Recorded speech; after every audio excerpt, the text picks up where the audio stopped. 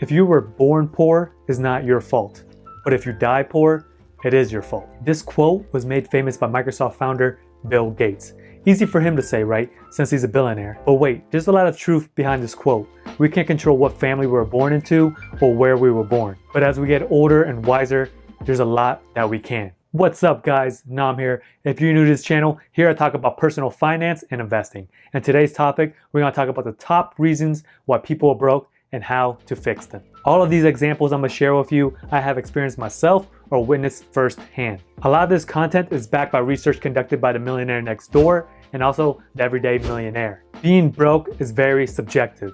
Someone who is making a minimum wage can be considered broke, or someone who is making six figures but living paycheck to paycheck is also broke. What it really comes down to is net worth. And net worth is the amount of assets or cash that you have minus all of your debt. So if you have a positive number, you're on a good track. So let's get into it. Number one, they don't have a budget. I don't get why having a budget gets so much hate.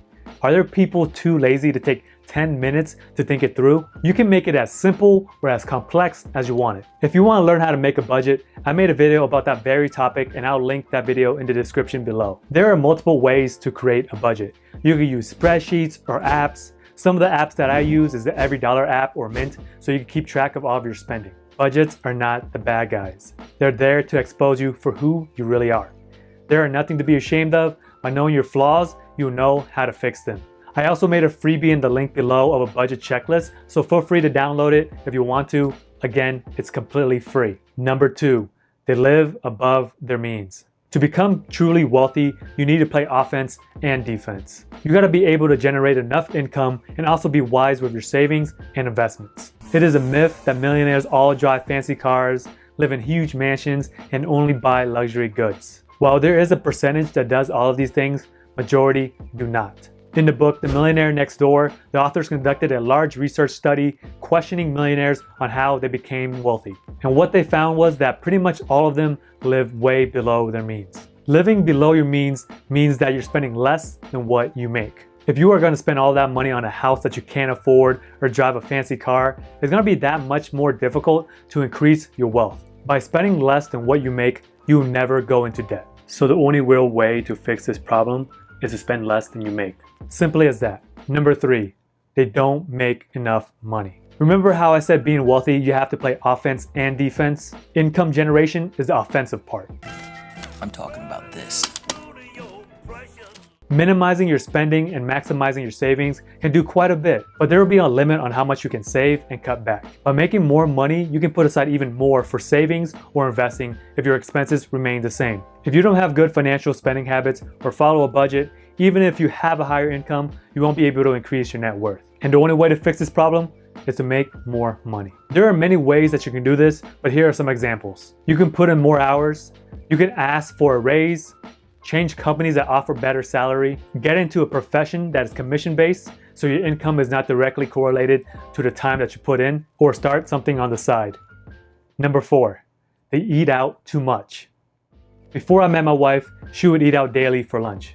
It wasn't until we met and we got close when she started to realize that she's spending a few $100s a month just on lunch. For someone who's making a lot of money, it may not make a big financial impact on them. But for someone who's making a little bit over minimum wage, it is an expensive habit. I get it.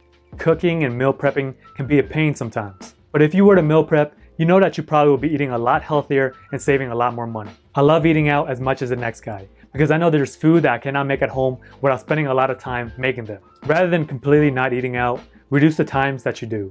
This will help you save more money and keep you sane. Number five, they're not paying themselves first. No, I'm not talking about buying yourself a Gucci belt.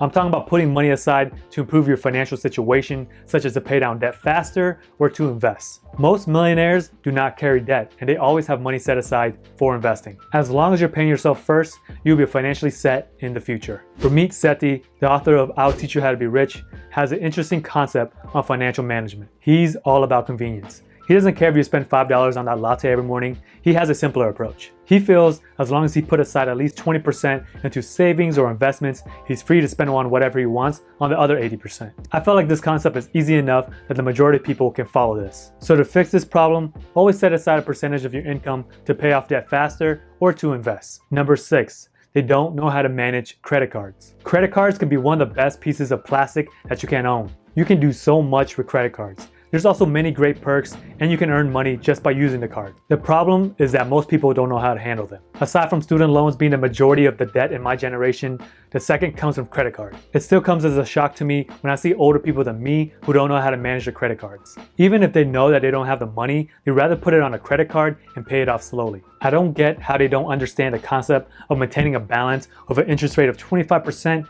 is a bad idea. Poor management of the credit cards can cost you more than just the interest. Missing payments or having a high balance will decrease your credit score, which will increase your interest rate for things such as a mortgage or a car loan, which in turn will cost you more money down the road. So to fix this problem, make sure you pay off your balance in full every month or try to get rid of credit card debt as quickly as possible. If you want to learn more about how to increase your credit score, I'll post a link below with the video showing how I managed to have an 800 plus credit score. Number 7, they have expensive friends.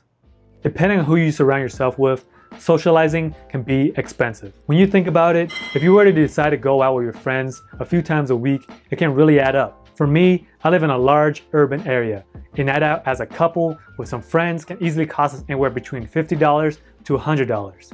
And if you do this a couple times a week, you do the math. I'm not telling you to cut off your friends, but you can always cut back on going out. You don't have to be a complete hermit, but you can always decline an invitation every once in a while. Instead of going to a bar or a nice gastropub, offer to host a get-together at your place. While this is not completely free, but it's a hell of a lot cheaper than going out, and you probably have the same amount of fun. Number 8, being too cheap. Yes, you heard correctly. By being too cheap, it's causing for people to be broke. There is research that the majority of millionaires became wealthy due to frugality. Remember, frugality does not mean cheap. This means being wise about your purchases. For example, if you buy a power tool from Harbor Freight, which is a discount home improvement store, it will probably not last you as long as buying one from DeWalt. There is nothing wrong with Harbor Freight. I have tools from there too, but you do get what you pay for. One is more expensive than the other, but I'm positive that the later will outlast the one from Harbor Freight. So stop being so cheap. Buying cheap things can cost you more money in the long run. Always try to find things that you can buy just once. I post new videos every week, so if you find these videos helpful, make sure to subscribe and turn on that notification bell. Hang out with me some more and learn more about personal finance over here.